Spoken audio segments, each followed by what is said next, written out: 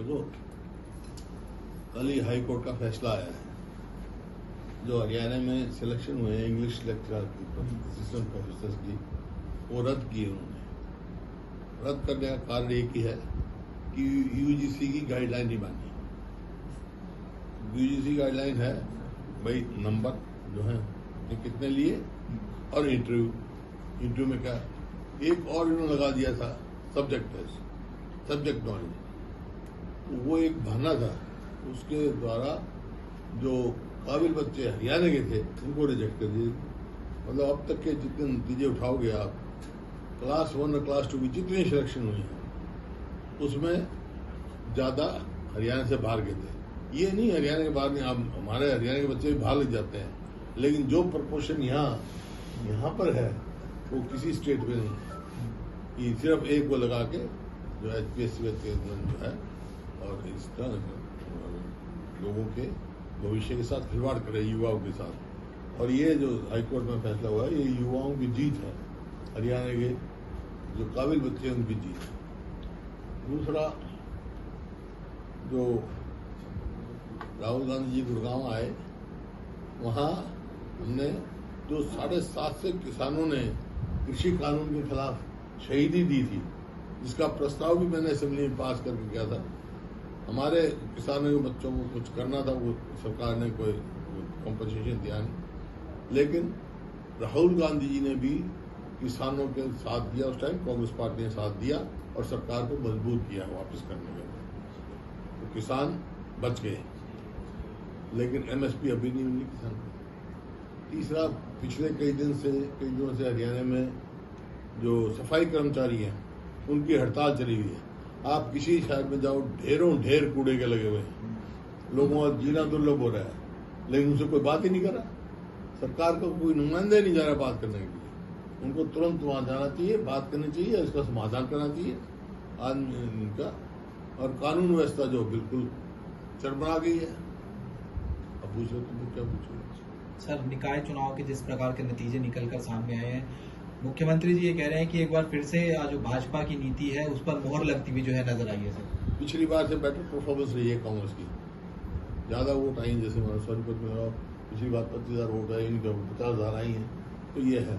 बाकी निकाय चुनाव में पहले भी ये कोई ये नहीं अभी कोई नए बने हो, बीजेपी की थी। सर, इस बार आप लोगों ने काफी अलग स्ट्रेटेजी अपनाई। इस बार आप लोगों ने एक रणनीति बनाई थी, उम्मीदवार जल्दी चयन कर दिया था, इसके अलावा भी कई फ्रंट पर आपने अच्छा काम किया। नहीं, पिछली बार भी कॉर्पोरेशन के हमने उम्मीदवार बनाए थे, लेकिन बावजूद उसके हमने पिछली बार कमेटियों में नहीं लड़े थे हम, लेकिन कॉर्पोरेशन पार्टी सिंबल पे पहली दफा लड़े थे। आमतौर पे कांग्रेस पार्टी सिंबल पे लड़ती नहीं थी।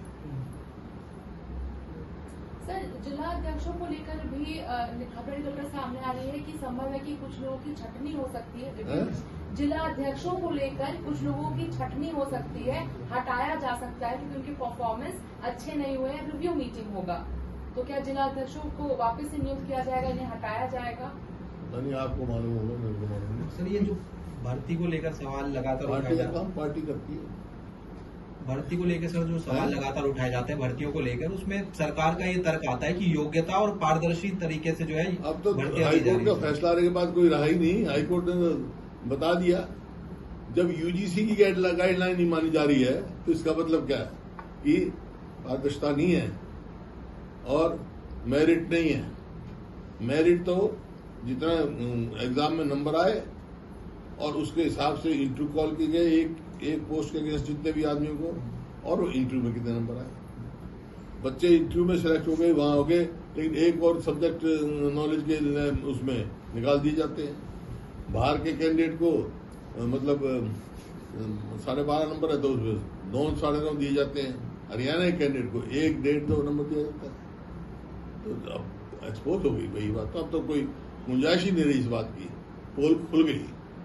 सर, राष्ट्रीय स्तर की बात करें तो नीट पेपर परीक्षा की जो पेपर है वो लीक हो गई दोबारा से। दूसरी बार ऐसा हुआ, इसके पहले 24 में हुआ था, अब 2026 में दोबारा से हुआ है। कहीं ना कहीं बच्चों के भविष्य के साथ बिल्कुल खिलवाड़ हो रही है। 22 लाख, और ये हरियाणा में तो कई पेपर लीक हो लिए, पता नहीं कई 10, 12, 15 से ज्यादा हो लिए होंगे। हर बार यही होता है। नीट का तो लगातार हैं? चौथी बार हुआ। हाँ, नीट का चौथी बार हुआ, बार लीक हुआ। लेकिन हरियाणा की जो सिलेक्शन करते हैं उसके पेपर लीक होते हैं।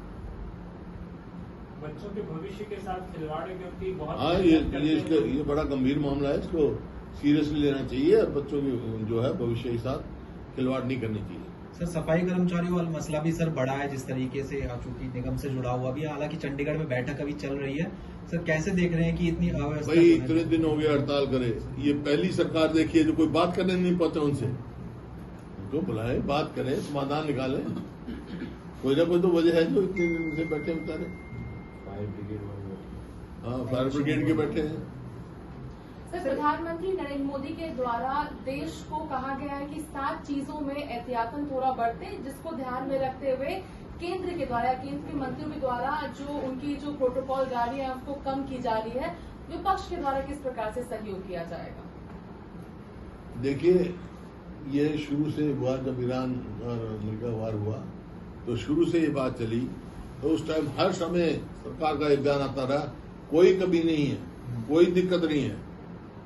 स्पष्ट बताना चाहिए भाई, हमारे कमी है, स्पष्ट क्यों लोगों को कर रहे हैं, गुमराह करते हैं। मोदी जी ने अपने कॉन्वॉय में कटौती कर दी है, पहले से ज्यादा अब पहले से कम है कॉन्वॉय में लोग, और गाड़ियां भी 2 ही गाड़ी अब लेकर के घूम रहे हो, मैसेज दे रहे हैं। वो तो आसाम के मुख्यमंत्री की वोट पे दिखी कितनी कानवाई किसकी है।